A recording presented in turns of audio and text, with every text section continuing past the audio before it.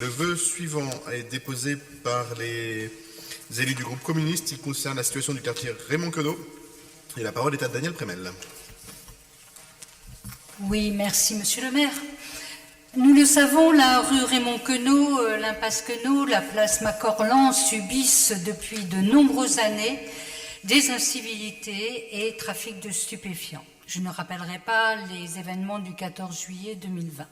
Pourtant, malgré la mobilisation des habitants, des associations pour animer ce quartier, la situation perdure et s'aggrave. Dans la nuit du 29 au 30 avril et encore ce week-end, tirs de mortier sur les GPIS, les pompiers ont été une fois de plus l'objet. Ce quartier est une zone connue aussi pour les trafics de stupéfiants et l'emprise des dealers sur le quartier, exerçant sur certains locataires des pressions. Alors, évidemment, on comprend les locataires qui sont actuellement à bout et vivent continuellement dans la peur. Ils sont en train de rédiger une pétition, mais nous savons que les pétitions, ce n'est pas une fin en soi, et en tout cas, il faut que nous, élus, nous bougions, nous interpellions. Alors, je ferai que rappeler aussi que dans ce quartier, le désert des services publics de commerce sont là et accentuent encore plus la situation d'abandon que peuvent avoir les habitants. Les actions du commissariat du 18e ne suffisent pas à l'amélioration de la situation. Il y a eu des actions. Et d'autre part, la nouvelle police municipale, dont le siège est dans le quartier, n'a pas de compétences pour lutter contre ces trafics.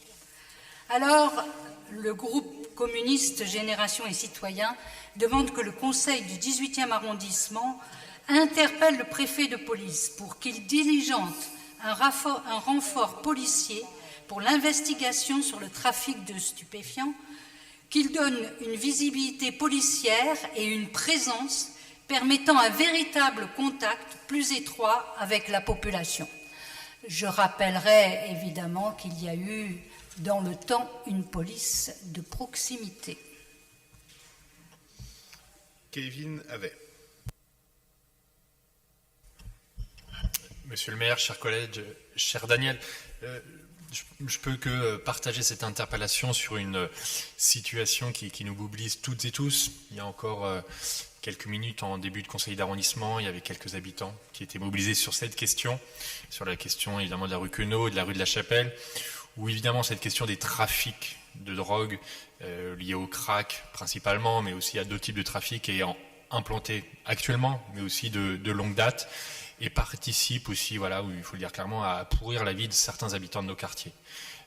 J'étais en contact il y a quelques jours avec des habitants qui avaient reçu des pressions de certains trafiquants directement au pied de leur porte, et c'est vrai que c'est une situation qu'on ne peut accepter ni ne tolérer. Je le sais, hein, l'action déterminée du commissariat qui en plus essaye d'adapter sa réponse.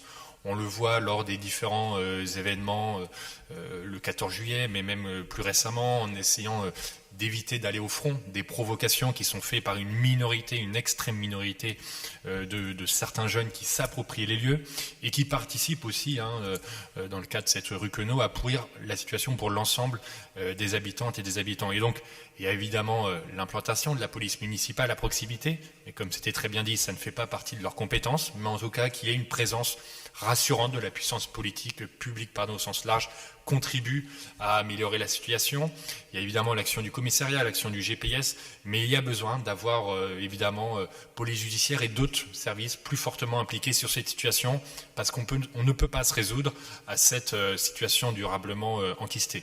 Et puis je sais qu'au final, l'action que fait aussi la ville de Paris, elle est aussi d'un point de vue sécuritaire, et puis elle est aussi en lien avec mon collègue Marion Gonzalez aussi sur l'aménagement de l'espace public. Elle contribuera aussi à terme à fortement aussi améliorer la situation. Mais on ne peut attendre cette amélioration qui est somme toute prochaine, et il faut, je partage cette ambition, interpeller très fortement la préfecture de police pour qu'on puisse bouger et améliorer la vie des riverains, des habitantes et des habitants par rapport à cette situation qui n'est pas admissible. Merci, je vais soumettre ce vœu aux voix s'il n'y a pas d'autres demandes de prise de parole. Je voudrais ajouter un mot qui n'est pas dans le texte du vœu, parce qu'on ne peut pas évidemment tout parler. Je vais quand même réinsister lourdement sur l'importance de l'investissement public, et notamment de la présence des services publics et des services publics municipaux sur ce site. Je ne rappelle pas l'ouverture de Chapelle-Charbon, la présence d'une bibliothèque municipale, d'une crèche, de 2 écoles, d'un collège, donc la réalité du service public dans ce quartier, du square Rachmaninov, d'un équipement sportif, d'un espace jeune qui vient de rouvrir après de longs mois de travaux, d'un centre de formation. Donc le service public n'est pas absent, loin s'en faut, de cette partie-là du 18e. Pour autant, les besoins, et notamment les besoins en matière de lutte contre ce trafic, et notamment ce trafic dans la cité, sont indispensables. Je voudrais quand même saluer l'investissement, même si là encore il n'est pas encore suffisamment abouti, du bailleur, notamment pour permettre de rendre aux habitants un espace et une salle mutualisée associative qui quand même permet là encore de marquer un investissement public. Donc je pense qu'il faut bien sûr voter le vœu tel qu'il a été écrit, puisque dans un vœu on ne peut pas tout dire, mais il faut aussi rappeler l'importance de l'investissement, celui de la mairie d'arrondissement, celui de la mairie de Paris et celui des bailleurs dans ce secteur. Il faut le dire parce que c'est aussi une façon de démontrer aux habitants qu'on ne les met pas de côté, et évidemment nous ne mettons personne de côté. Sur ce, la parole... Oui, allez-y. Merci Monsieur le maire, chers collègues. Moi je voulais simplement rappeler qu'effectivement nous avons une grande chance aujourd'hui avec le commissaire central de police, puisque je vous rappelle pour celles et ceux qui habitent l'arrondissement depuis longtemps que le commissaire central actuel a commencé sa carrière rue Raymond Queneau dans le local de police de proximité à l'époque. Nous avons fait une tribune très récemment sur ces sujets-là, mais il n'y a pas que à cet endroit-là.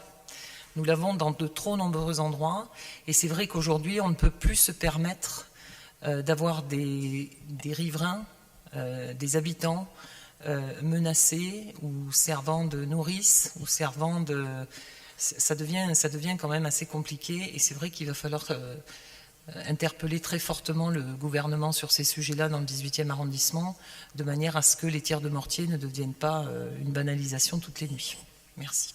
Merci beaucoup. Je vais mettre aux voix ce vœu qui est pour unanimité. Il en est ainsi décidé.